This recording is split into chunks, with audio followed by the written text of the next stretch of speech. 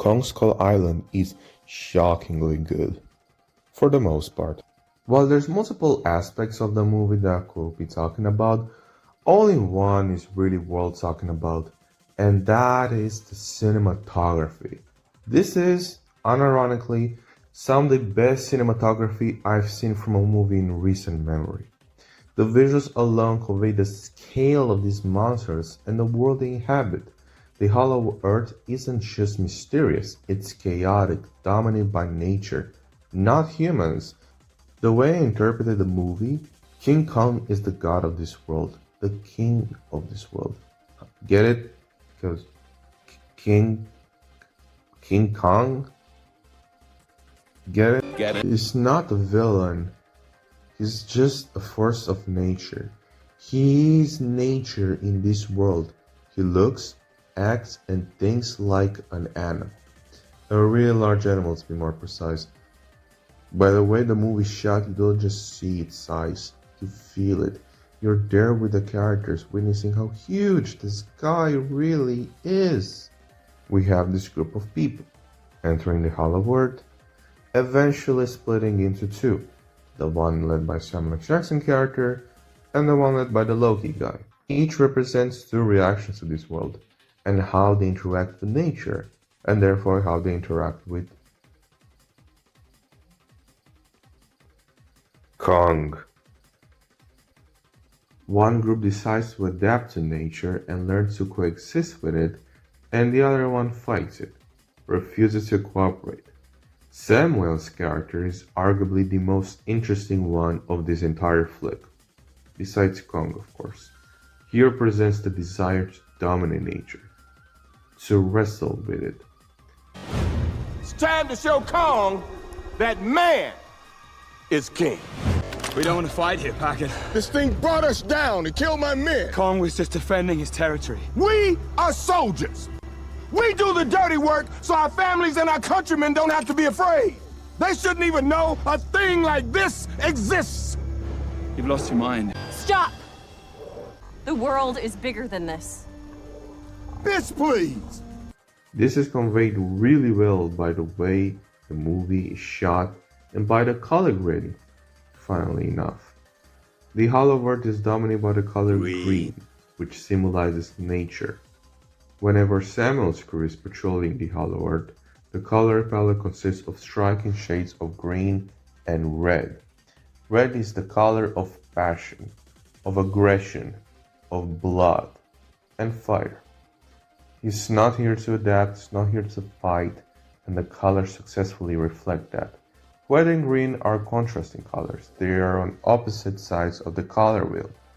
Also, these two colors look good next to each other. There is a point around the second act of the film where Samuel manages to surround Kong with fire. There is no green in this shot. There is only red, signaling that the human rage is dominating, at least temporarily. This clash contrasts with the way other humans interact in nature. When we get a glimpse of the Kong tribe, the color palette is cooler, with softer reds and stronger greens and more obvious shades of blue. Unlike red, blue is much closer to green on the color wheel. It also symbolizes peace and serenity.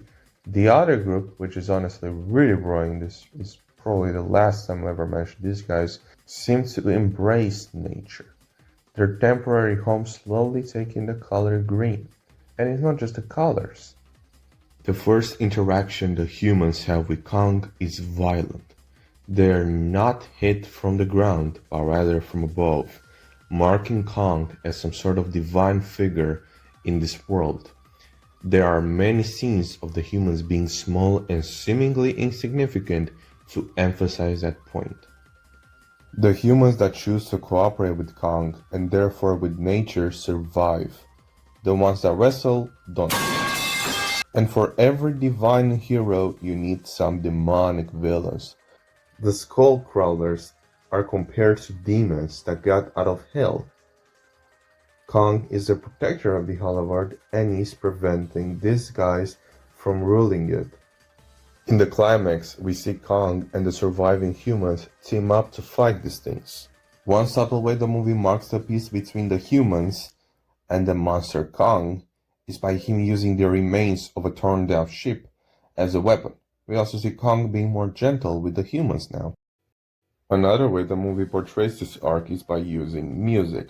Before they reach the Hollow Earth, the humans are listening to Paranite by Black Sabbath.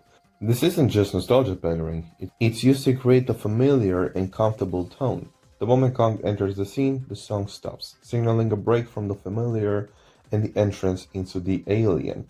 Throughout the movie, beats and pieces of music are making their way back. After the climax, the characters leave the Hollow Earth while listening to a nice relaxing song on their way out. The song isn't interrupted or muffled anymore. It's allowed to just play for the characters in the audience to listen to. This signals the merge and coexistence between men and monsters. Also, I've talked about how good the cinematography is. Like look at this crap. Now, how is the rest of the movie? It's fine. The story is pretty simple, the characters are pretty whatever. The only character that bothered me was John C. Reilly's character. He was this comic relief character, which stuck out like a sore thumb since the movie is going for a pretty serious tone.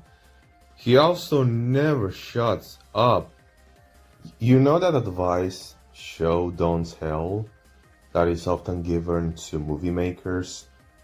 If there's something that you can communicate with the audience through visuals, and only through visuals, then the dialogue becomes unnecessary. This guy is the opposite of that. He never shuts up, he's pretty much an exposition machine, and he's just pretty obnoxious. And that's about it. It's not a great movie, but I would recommend you check this one out solely for its visuals. Trust me, you will like it. And I'm giving this one a 7 out of 10.